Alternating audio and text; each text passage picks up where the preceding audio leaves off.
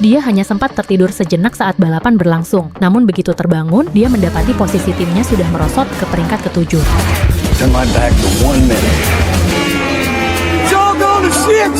Sang kepala tim langsung pasrah dan menganggap peluang menang sudah habis. Kini harapan mereka hanya satu, yaitu agar pembalap pengganti itu setidaknya mampu mempertahankan posisi saat ini, supaya kekalahan mereka tidak terlalu memalukan. Di bawah tekanan besar, Sonny tiba-tiba merasa kepalanya berputar. Namun begitu masuk ke kokpit mobil, bahkan sebelum komentator selesai berbicara, dia langsung melakukan manuver luar biasa. Di tikungan pertama, Sonny mengambil jalur luar lalu menyalip 2 mobil, sekaligus dengan aksi yang sangat berani hingga posisinya langsung melonjak ke peringkat ke-4. Tak lama kemudian, mobil di depannya mengalami kerusakan mesin dan mengeluarkan asap tebal. Sonny memanfaatkan kesempatan itu untuk kembali menyalip dan naik ke posisi ketiga. Momentum tersebut terus dimanfaatkannya. Di salah satu tikungan berkecepatan tinggi, dia melakukan manuver yang sangat nekat hingga membuat direktur teknis tim berkeringat dingin. Pasalnya, ini adalah ajang 24 Hours of Daytona, balapan ketahanan yang masih menyisakan sekitar 10 jam lagi. Satu kesalahan kecil saja bisa membuat mereka gagal finish. Namun setelah berhasil naik ke posisi kedua, Sonny sama sekali tidak mengendurkan serangannya. Dia justru mulai menekan mobil BMW yang berada di posisi pertama. Sonny tahu lawannya sedang mengalami masalah rem yang terlalu panas. Karena itu, dia terus membayangi mobil tersebut. Hingga tepat sebelum memasuki tikungan, Sonny tiba-tiba menyodok dari dalam.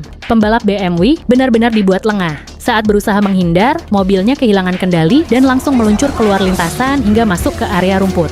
Sementara itu, Sonny dengan tenang mengambil racing line terbaik dan berhasil merebut posisi pertama. Hanya dalam hitungan menit dia berhasil membalikan keadaan dan menuntaskan giliran membalapnya dengan sempurna. Namun gaya balapnya yang terlalu agresif membuat lawan yang kalah emosi langsung menghampirinya untuk mencari gara-gara. Sonny sendiri tampak sama sekali tidak terkejut. Sambil santai meminum minuman kaleng, dia diam-diam menggenggam kunci pas di tangannya. Untung saja seorang rekan segera melerai, kalau tidak kepala lawannya mungkin sudah pecah. Pada akhirnya, tim Sonny secara mengejutkan berhasil menjadi juara. Meski menjadi pahlawan utama kemenangan tersebut, Sonny sama sekali tidak tertarik menyentuh piala juara. Bahkan jam tangan Rolex edisi juara yang bernilai puluhan ribu dolar pun dia abaikan begitu saja. Dia hanya mengambil hadiah uang tunai sebesar 5.000 dolar Amerika Serikat. Melihat bakat luar biasanya, kepala tim pun mengundangnya bergabung secara permanen agar bisa mempertahankan gelar juara musim berikutnya. Namun Sonny langsung menolak tanpa ragu. Di usianya yang sudah lebih dari 50 tahun, dia tidak ingin terikat pada satu tim. Dia lebih memilih berkeliling dunia dengan mobil karavannya. Kalau sedang tertarik, dia hanya akan bergabung sebagai pembalap pengganti untuk tim yang membutuhkan. Setelah menang, dia akan langsung pergi dan tidak pernah bertahan lama. Suatu hari, saat sedang menentukan tujuan perjalanan berikutnya, seorang sahabat lamanya tiba-tiba datang mengendarai mobil sport. Ternyata 30 tahun yang lalu, mereka sama-sama merupakan pembalap Formula One. Namun kini kehidupan mereka sangat berbeda. Di usia lebih dari 50 tahun, Sonny masih hidup bebas berkeliling kemana-mana. Sementara itu, sahabatnya Ruben telah menjadi pemilik sebuah tim Formula One.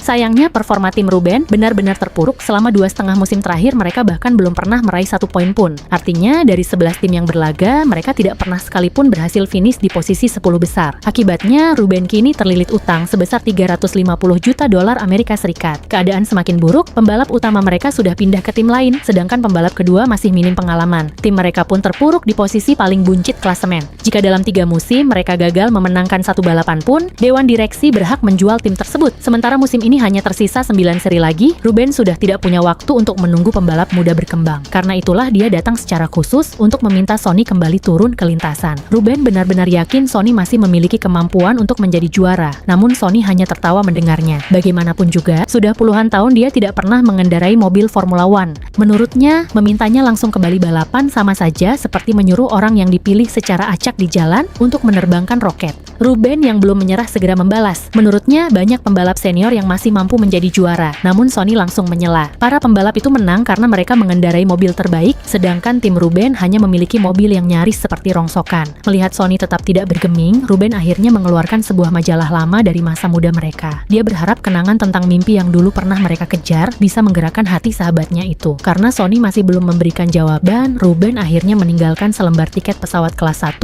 menuju London, lalu pergi begitu saja, membiarkan Sonny menentukan sendiri pilihannya. Setelah sahabatnya pergi, Sonny pun pun dilanda kebimbangan. Tanpa sadar, dia bertanya kepada seorang pelayan di dekatnya, "Kalau kamu cuma diberi satu kesempatan mendapatkan pekerjaan yang benar-benar menjanjikan, apa kamu akan menerimanya?" Pelayan itu langsung balik bertanya, "Memangnya bayarannya besar?" Sonny spontan menjawab, "Uang bukan yang terpenting." Namun sesaat kemudian dia langsung tersadar, jika uang memang bukan yang terpenting, berarti yang benar-benar penting adalah kesempatan itu sendiri. Saat itulah impian Sonny untuk kembali menjadi juara akhirnya bangkit lagi. Namun kondisi tim Ruben ternyata jauh lebih buruk daripada yang diceritakan sebelumnya. Tim itu hanya memiliki satu pembalap utama bernama Joshua Pierce. Karena merasa dirinya bintang tim, Joshua bersikap arogan dan tidak menghargai siapapun. Bahkan para anggota tim lebih memilih menghindarinya. Sementara itu, direktur teknis yang bertanggung jawab mengembangkan mobil sebenarnya berasal dari dunia teknik roket. Dia sama sekali tidak memiliki pengalaman menyetel mobil balap sehingga hanya bisa mengandalkan masukan dari pembalap. Masalahnya, Joshua adalah pembalap generasi baru yang sudah terbiasa mengandalkan berbagai sistem elektronik. Lewat deretan sensor di mobil, dia bisa mengetahui bahwa mobil mengalami understeer di tikungan lambat, oversteer di tikungan cepat, bahkan sering mengunci ban saat pengereman, namun dia sendiri tidak tahu penyebab semua masalah itu. Yang lebih parah lagi, Joshua memiliki temperamen buruk, mental yang mudah goyah, dan gengsi yang sangat tinggi. Sebagai pembalap, seharusnya dia lebih peduli pada hasil balapan. Namun yang paling dia pikirkan justru bagaimana tampil menarik di depan media. Setiap hari dia menghabiskan banyak waktu bersama tim humas untuk menyusun strategi menghadapi wartawan demi menjaga citra dirinya. Manajernya yang hanya mementingkan keuntungan juga mengingatkan bahwa pemilik tim kemungkinan besar akan segera menjual tim tersebut. Jika itu terjadi, hampir seluruh anggota tim akan diganti dan karier Joshua bisa saja berakhir. Satu-satunya cara menyelamatkan masa depannya adalah membuktikan kemampuan dalam 9 balapan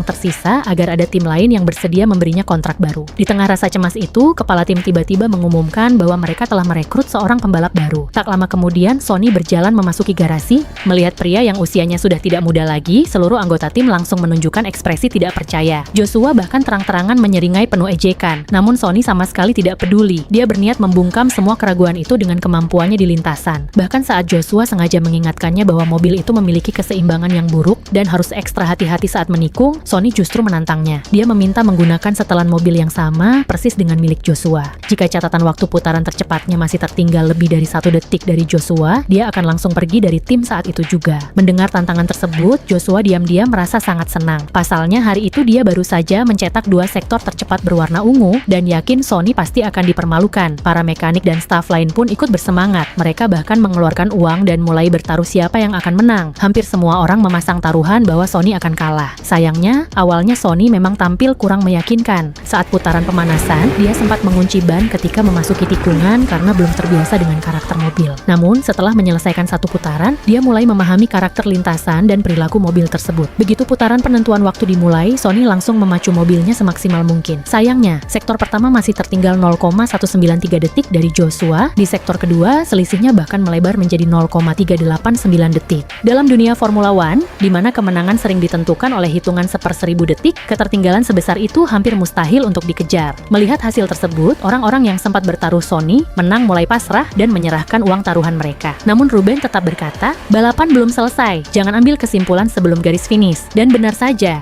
memasuki sektor terakhir, Sonny tiba-tiba melesat dengan sangat cepat. Bahkan saat melintasi garis finish, mobilnya sempat menghantam kerb hingga kehilangan kendali dan menabrak dinding pembatas. Mobil Formula One senilai 150 juta dolar Amerika Serikat itu pun mengalami kerusakan cukup parah. Meski begitu, semua itu tidak sia-sia. Sonny tetap berhasil mencatatkan waktu yang lebih cepat dan memenangkan tantangan tersebut dengan keunggulan yang sangat tipis. Bukan hanya itu, berkat pengalaman panjang dan insting balapnya yang luar biasa, Sonny juga mampu memberikan masukan yang selama ini sangat dibutuhkan oleh direktur teknis. Dia memastikan bahwa semua keluhan Joshua memang benar adanya, namun akar masalahnya bukan berasal dari cara mengemudi, melainkan dari sayap belakang, rear wing, mobil. Tanpa ragu, Sonny langsung menunjukkan sumber permasalahan yang selama ini tidak pernah berhasil ditemukan oleh tim. Sonny akhirnya membuktikan kemampuannya dengan performa yang luar biasa. Namun di sisi lain, Joshua justru semakin gelisah. Sampai saat ini dia belum pernah meraih hasil yang membanggakan. Jika sekarang masih harus kalah bersaing dengan seorang pembalap yang usianya jauh lebih tua, maka bila tim benar-benar dijual nanti, besar kemungkinan dialah orang pertama yang akan dikeluarkan.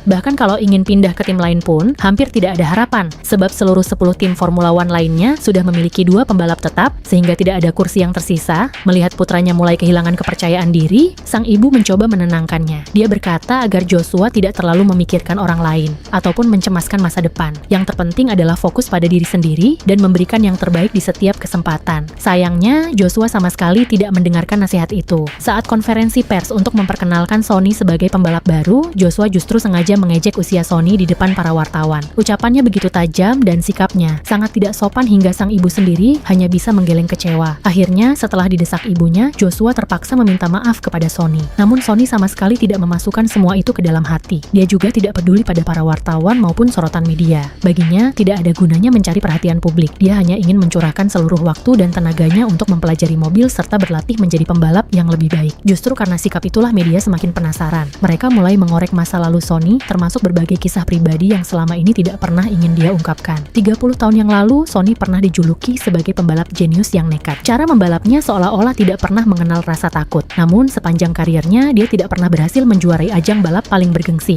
Yang paling tragis adalah kecelakaan hebat yang dialaminya di Grand Prix Spanyol. Sebuah insiden yang membuat karier Formula One-nya berakhir seketika. Setelah itu hidup Sony sempat terpuruk. Dia menjadi penjudi profesional hingga menghabiskan seluruh hartanya. Kehidupan rumah tangganya pun berantakan. Pernikahan pertamanya dinyatakan tidak sah, sementara 2 pernikahan berikutnya berakhir dengan perceraian. Barulah sekitar 10 tahun kemudian, Sony kembali ke dunia balap. Dia mulai tampil di berbagai ajang seperti 24 Hours of Le Mans, NASCAR, Rally Dakar, dan berbagai kejuaraan lainnya. Meski begitu, sejak kecelakaan tersebut, dia tidak pernah lagi kembali ke Formula One. Di mata banyak orang, Sony hanyalah mantan pembalap yang masa kejayaannya telah berakhir. Padahal di balik penampilannya yang santai, masih tersimpan tekad yang tidak pernah mau menyerah. Sejak bergabung dengan tim baru, setiap hari dia terus menjaga kebugaran tubuhnya, sekaligus mempelajari teknologi Formula One modern agar bisa mengejar perkembangan zaman. Tak terasa, seri ke-7 musim itu, Grand Prix Inggris akhirnya dimulai. Seperti biasa, ada 11 tim yang bertanding, dengan masing-masing menurunkan 2 pembalap. Urutan start ditentukan berdasarkan hasil sesi kualifikasi. Mobil Red Bull memulai balapan dari posisi terdepan, disusul McLaren dan Ferrari.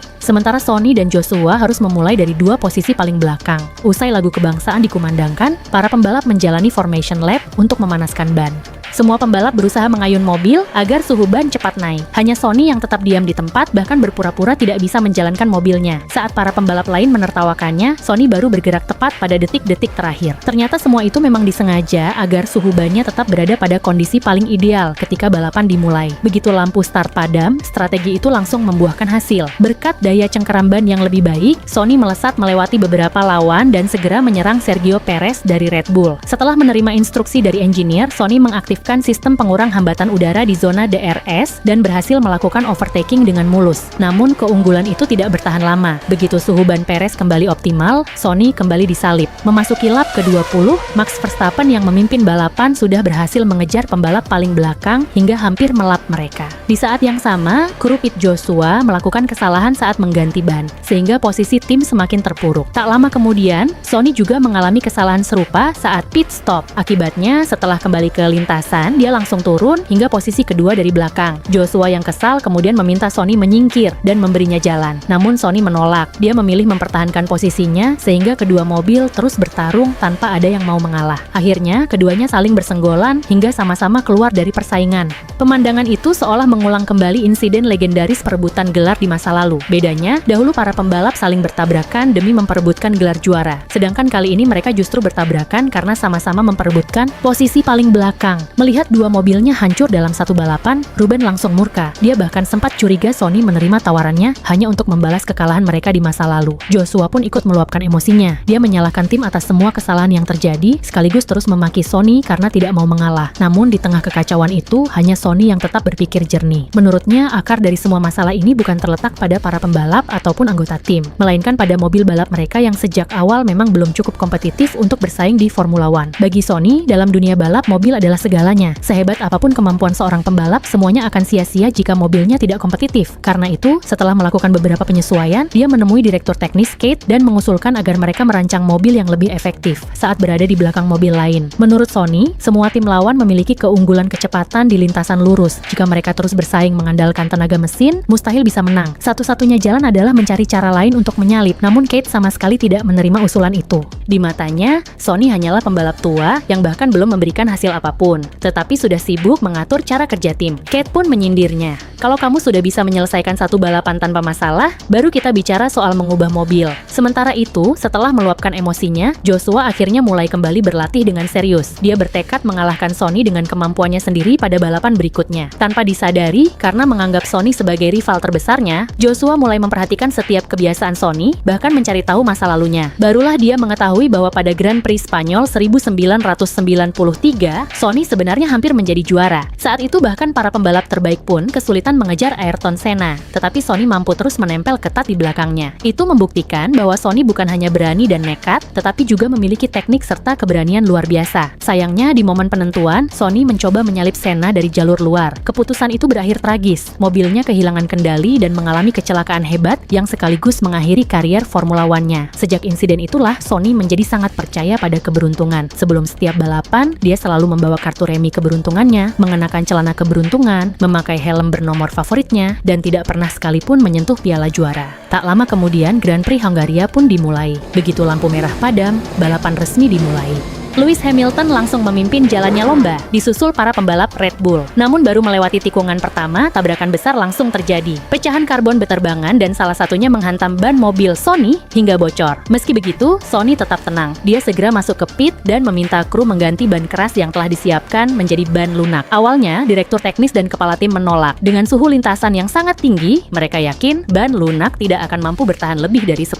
lap. Tetapi ketika kru tetap memasang ban keras, Sony justru sengaja menghentikan mobilnya dan menolak keluar dari pit sebagai bentuk protes. Melihat waktu terus berjalan, kepala tim akhirnya menyerah dan mengabulkan permintaannya. Ternyata Sony memang sudah memiliki rencana. Dia sengaja ingin menciptakan kekacauan agar Joshua, yang saat itu berada di posisi ke-14, memiliki kesempatan menembus zona poin. Setelah sekitar 10 lap, Sony mulai mendekati mobil di depannya. Namun tujuannya bukan untuk menyalip. Dia justru sengaja menyenggol hingga sayap depan mobilnya rusak. Akibat insiden itu, safety car pun keluar ke lintasan. Dengan seluruh pembalap harus melambat dan berkumpul, strategi pit stop setiap tim langsung berubah. Saat banyak pembalap memilih masuk pit, Joshua justru tetap bertahan di lintasan. Keputusan itu membuat posisinya langsung naik ke urutan ke-12. Tak lama kemudian, Sony kembali mengulangi aksinya. Dia kembali merusak bagian depan mobilnya hingga memicu insiden lain. Posisi Joshua pun kembali naik, kali ini ke urutan ke-11. Namun ban Joshua sudah benar-benar habis. Di bawah tekanan besar, kru pit bekerja dengan luar biasa dan menyelesaikan pergantian ban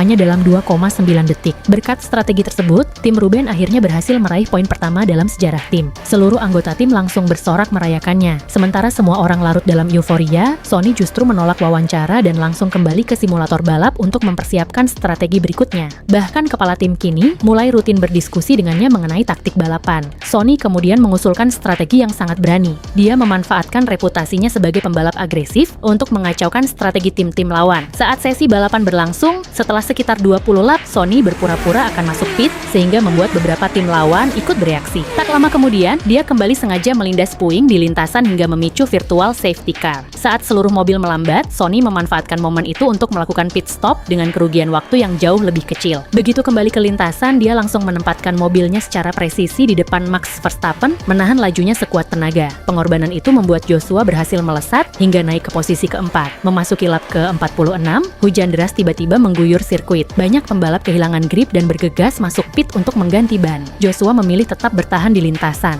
Sementara itu, Sony memasang ban intermediate lalu kembali menjalankan tugasnya. Dia terus menahan Verstappen dengan segala cara. Bahkan di rangkaian tikungan sempit, Sony rela mempertaruhkan risiko gagal finish demi memperlambat laju sang juara dunia dan membuka jalan bagi Joshua untuk terus mempertahankan posisinya. Joshua yang berada di belakang akhirnya bisa menikmati slipstream dari mobil Sony. Begitu kecepatannya meningkat, dia langsung mengincar Max Verstappen yang berada di posisi terdepan. Melihat itu, Sony segera mengingatkannya lewat radio. Dia meminta Joshua tetap bersabar dan baru melakukan serangan setelah melewati tikungan pertama, tepat di lintasan lurus utama. Namun Joshua yang masih muda terlalu terburu-buru. Baru memasuki tikungan pertama, dia sudah nekat mencoba menyalip. Akibatnya, kedua mobil bersenggolan hingga mobil Joshua terbalik.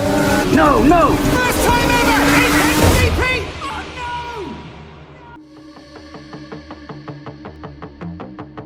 Kalau saja Sony tidak segera menghentikan mobilnya untuk menolong, Joshua bisa saja mengalami luka bakar parah, bahkan mungkin tidak akan pernah bisa membalap lagi. Begitulah, peluang kemenangan yang sebenarnya sudah di depan mata lenyap begitu saja akibat kecerobohan Joshua. Sayangnya, orang-orang yang tidak mengetahui kejadian sebenarnya justru menyalahkan Sony atas insiden tersebut. Namun Sony tidak membela diri ataupun mencari alasan. Baginya, semua sudah terjadi. Siapa yang benar dan siapa yang salah tidak lagi penting. Yang terpenting sekarang adalah mencari cara agar mereka bisa memenangkan balapan berikutnya. Untungnya, cedera Joshua tidak terlalu serius. Setelah menjalani masa pemulihan, dia dipastikan bisa kembali membalap. Sementara itu, Kate akhirnya mengikuti saran Sonny dan mulai mengembangkan mobil sesuai konsep yang diusulkannya. Seluruh anggota tim juga berubah total. Di bawah arahan Sonny, mereka bekerja jauh lebih disiplin dan penuh semangat. Mereka sadar, jika setiap bagian pekerjaan bisa dipercepat hanya 0,1 detik, maka setelah puluhan lap keuntungan waktunya bisa mencapai belasan, bahkan puluhan detik. Dan di Formula One, selisih sebesar itu bisa menjadi pembeda antara juara dan penghuni posisi terakhir. Namun ketika Joshua melihat seluruh tim kini begitu kompak dan bersemangat, dia justru merasa telah dipermainkan oleh Sonny. Perasaan kesal itu terus memenuhi pikirannya. Meski begitu, kemarahan tersebut juga menjadi motivasi baginya untuk berlatih lebih keras agar bisa segera kembali ke lintasan dan membalas Sonny. Sementara Sonny, yang kini tidak perlu lagi terus-menerus mengalah demi menjaga ego Joshua, mulai menunjukkan kemampuan terbaiknya. Dengan mobil baru yang jauh lebih kompetitif, dia terus mengumpulkan poin untuk tim. Di Grand Prix Belanda di Zandvoort, dia berhasil finish di posisi ke-9. Di Grand Prix Jepang, dia kembali meraih posisi ke-7. Lalu pada Grand Prix Meksiko, Sonny memanfaatkan tabrakan antara Sergio Perez dan Charles Leclerc yang sedang mengejar Max Verstappen sehingga berhasil finish di posisi ke-5. Berkat hasil-hasil tersebut, tim Ruben yang sebelumnya selalu menjadi juru kunci kini berubah menjadi salah satu penantang serius di papan tengah. Namun semakin bagus prestasi Sonny, semakin besar pula rasa terancam yang dirasakan Joshua. Karena itu, pada balapan pertamanya setelah kembali, dia sama sekali tidak memikirkan kepentingan tim. Dia langsung menyerang Sonny hingga menyebabkan rekan setimnya itu gagal menyelesaikan balapan. Usai balapan, Joshua tampak sangat puas, seolah-olah akhirnya berhasil melampiaskan dendamnya. Padahal dia tidak menyadari bahwa tindakannya justru merugikan seluruh tim dan bahkan bisa menghancurkan masa depan karirnya sendiri. Sebab tim mereka masih berada di ambang penjualan. Jika tim itu benar-benar dijual, Joshua yang belum memiliki prestasi berarti bisa kehilangan kesempatan menjadi pembalap Formula One selamanya. Namun Joshua sama sekali tidak menyadari betapa seriusnya situasi tersebut. Bahkan saat Sonny datang menemuinya untuk meminta penjelasan, Joshua justru terus melontarkan sindiran dan ejekan. Melihat hubungan keduanya semakin memburuk, Kate atas arahan Ruben mengundang Sonny dan Joshua bermain kartu bersama. Aturannya sederhana, siapa yang menang akan menjadi pembalap utama pada balapan berikutnya. Namun jika Kate yang menang, maka dialah yang akan menentukan siapa pembalap nomor 1. Karena sama-sama masih menyimpan emosi, belum lama duduk di meja, Sonny dan Joshua sudah saling melontarkan sindiran. Menurut Sonny, Joshua masih terlalu kekanak-kanakan. Dia selalu bergantung pada ibunya. Emosinya belum matang dan belum mampu memperhitungkan risiko dengan baik. Meski begitu, Sonny mengakui satu hal, Joshua masih muda, masih punya banyak waktu untuk berkembang dan kemampuan membalapnya memang luar biasa. Kalau dia berhenti memedulikan komentar orang lain dan fokus pada dirinya sendiri, bukan tidak mungkin suatu hari nanti dia akan menjadi pembalap hebat. Sayangnya, Joshua sama sekali tidak mau menerima nasihat itu. Dengan wajah penuh sinis, dia balik menyebut Sonny sebagai orang yang arogan, suka memerintah, tidak pernah mau mendengarkan pendapat orang lain, dan selalu merasa dirinya paling benar. Setelah berkata demikian, Joshua langsung mendorong seluruh chipnya ke tengah meja dan melakukan all-in, seolah sudah yakin akan menang. Namun Sonny justru memilih fold tanpa ragu. Joshua yang mengira dirinya benar-benar menang, langsung pergi merayakannya bersama sang manajer. Kini hanya tersisa Kate dan Sonny di meja. Selama beberapa waktu terakhir, hubungan mereka memang perlahan berubah. Dari yang awalnya sering bertengkar, kini mulai muncul benih-benih ketertarikan. Suasana pun menjadi canggung. Kate segera berkata dengan gugup, "Selama musim balapan aku tidak pernah menjalin hubungan dengan siapapun, apalagi dengan rekan satu tim."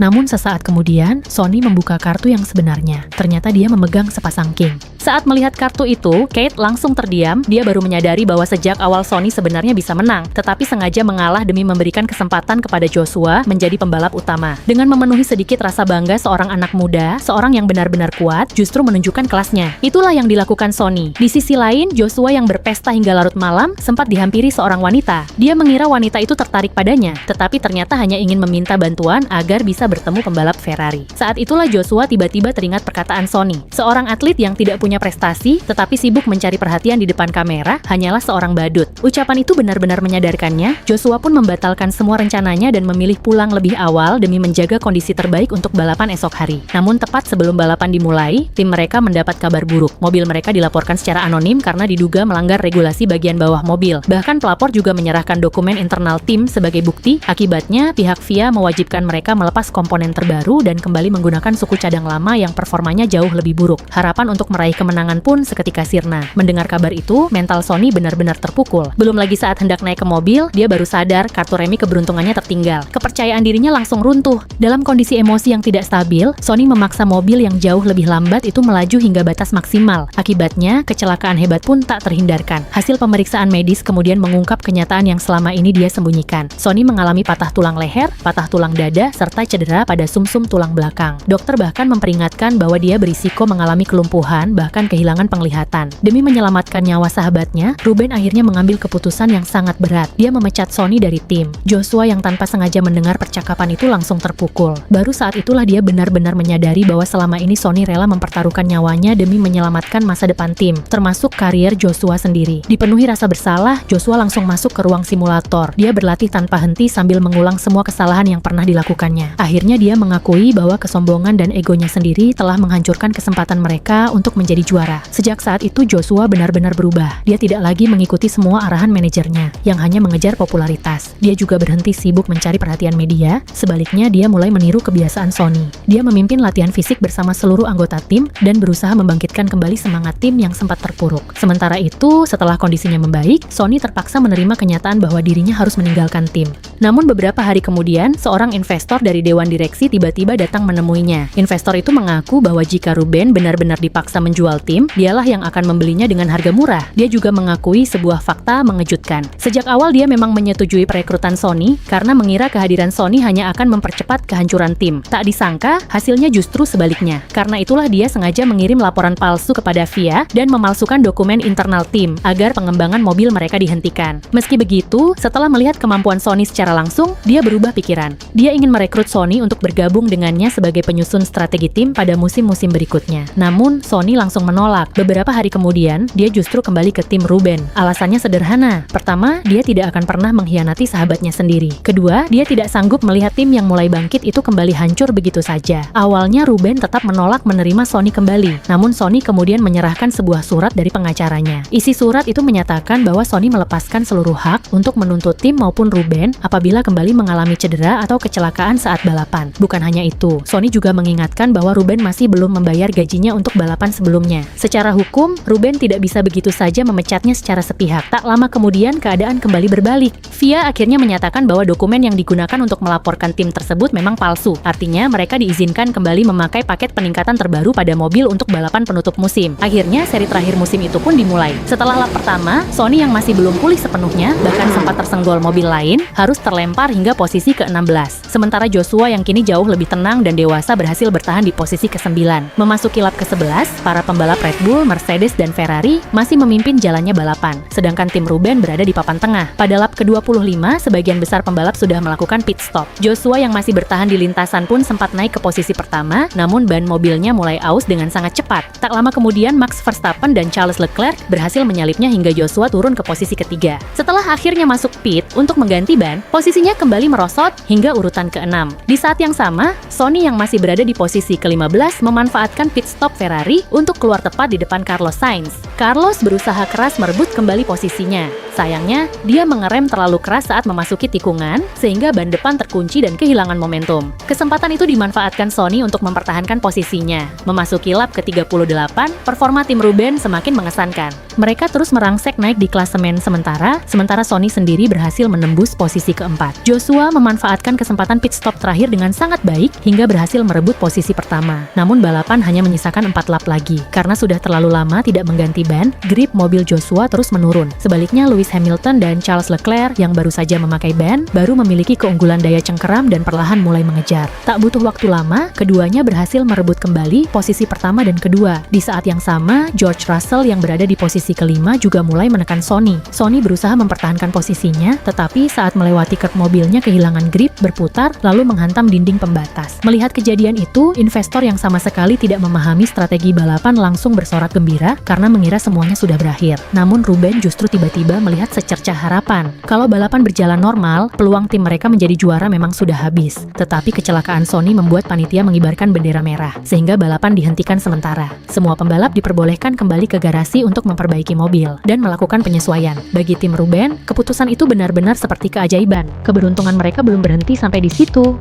Karena saat sesi kualifikasi mereka gagal masuk 10 besar, tim masih memiliki satu set ban lunak baru yang belum pernah digunakan. Ban lunak memiliki daya cengkeram terbaik dan sangat cocok untuk sprint menjelang finish. Meski begitu, mereka masih menghadapi dua masalah besar. Pertama, apakah kru mampu memperbaiki mobil mobil Sony hanya dalam waktu 10 menit. Kedua, panitia sedang meninjau ulang rekaman kecelakaan. Jika terbukti Sony sengaja menyebabkan insiden tersebut, hasil balapnya akan langsung didiskualifikasi karena dia memang pernah memiliki reputasi melakukan strategi serupa. Beruntung, kemampuan dan keberuntungan kembali berpihak kepada mereka. Mobil Sony berhasil diperbaiki tepat waktu, dan setelah penyelidikan selesai, panitia menyatakan insiden itu murni kecelakaan balap. Akhirnya, balapan dilanjutkan dengan sprint 3 lap terakhir. Saat restart, Joshua dan Sony berada di posisi ketiga dan keempat. Keduanya pun menjalankan strategi yang sudah disepakati. Sony lebih dulu menyalip Joshua, lalu kembali berperan sebagai umpan. Dia sengaja memancing perhatian para pembalap di depan, agar Joshua bisa memanfaatkan celah untuk menyalip hingga naik ke posisi kedua. Tak lama kemudian, Sony juga ikut menyusul dan berhasil naik ke posisi ketiga. Kini keduanya bekerja sama mengejar Lewis Hamilton yang memimpin balapan. Namun menghadapi pembalap sekelas Hamilton bukan perkara mudah.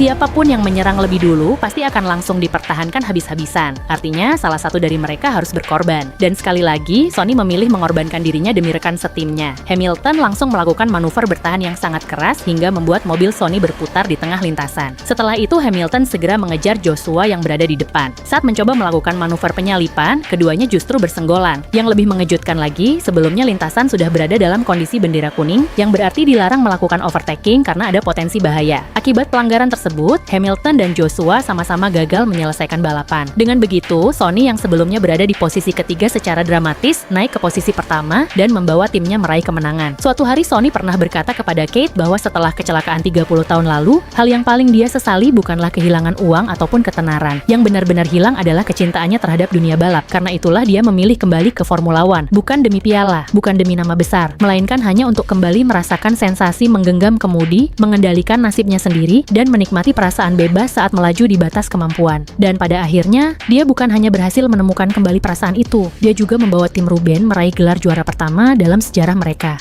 Meski begitu, Sony tetap tidak mau menyentuh trofi juara. Dia menyerahkan seluruh kehormatan itu kepada Ruben. Sementara semua orang masih larut dalam pesta kemenangan, Sony diam-diam sudah membereskan barang-barangnya. Dia kembali melanjutkan perjalanan menuju lintasan berikutnya. Tak seorang pun tahu kemana tujuannya. Sama seperti tak seorang pun pernah tahu apakah kartu remi yang selalu dia simpan sebelum balapan sebenarnya membawa keberuntungan atau tidak. Bahkan Sony sendiri tidak pernah membukanya, karena baginya, nasib hanya bisa dipercaya setengahnya. Setengah lainnya ditentukan oleh diri sendiri. Setelah musim itu berakhir, Joshua yang tampil semakin matang menerima banyak tawaran dari berbagai tim besar. Namun dia menolak semuanya karena dia merasa tim Ruben telah membesarkannya dan kini sudah saatnya dia membalas kepercayaan itu. Sementara Sony kembali mengendarai mobil karavannya menuju padang pasir untuk mengikuti ajang Baja Seribu. Sama seperti petualangan-petualangan sebelumnya, baginya uang tidak pernah menjadi tujuan utama. Yang paling penting hanyalah bisa kembali menggenggam setir dan merasakan sensasi kebebasan saat melaju sekencang mungkin.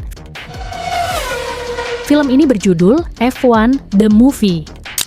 Merupakan film drama olahraga yang disutradarai oleh Joseph Kosinski serta dibintangi Brad Pitt dan Damson Idris yang dirilis pada tahun 2025. Film ini menceritakan tentang Sony, mantan pembalap Formula One, yang memutuskan kembali ke lintasan demi memenuhi harapan sahabatnya, sekaligus menebus penyesalan yang telah dipendam selama lebih dari 30 tahun. Dengan kemampuan membalap yang luar biasa serta strategi yang cerdas, Sony bukan hanya menyelamatkan tim yang hampir dibubarkan, tetapi juga berhasil mempersembahkan gelar juara pertama dalam sejarah mereka. Di saat yang sama, dia mengajarkan Joshua bahwa seorang pembalap hebat tidak boleh terpengaruh oleh komentar ataupun penilaian orang lain. Satu-satunya hal yang perlu diperhatikan adalah terus berkembang dan menjadi versi terbaik dari diri sendiri. Ada satu kalimat Sony yang sangat membekas. Kadang-kadang, kalah justru adalah cara untuk menang. Kalimat itu memang terdengar bertentangan dengan logika. Namun dalam hidup, seringkali ketika kita sudah berada di titik terendah, tidak lagi memiliki apapun untuk dipertahankan. Rasa takut dan keraguan justru perlahan menghilang. Di saat itulah kita berani melepaskan beban, menghancurkan batas yang selama ini mengikat diri sendiri, lalu melangkah maju dengan keberanian penuh. Kesulitan yang tampaknya merupakan sebuah kekalahan, pada akhirnya bisa menjadi pijakan untuk bangkit dan mencapai kemenangan yang jauh lebih besar. Tentu saja, keberuntungan juga memiliki perannya sendiri. Namun kesempatan hanya akan berarti jika disambut dengan kesiapan, kepekaan, dan tekad yang kuat untuk menang. Kalau tidak, keberuntungan akan datang dan pergi begitu saja tanpa sempat mengubah apapun. Itulah cerita film kita kali ini. Kalau kalian suka dan menikmati ulasan film seperti ini, jangan lupa untuk mendukung channel ini dengan menekan tombol like dan subscribe dan berikan komentar. Terima kasih dan sampai jumpa pada kisah-kisah menarik lainnya.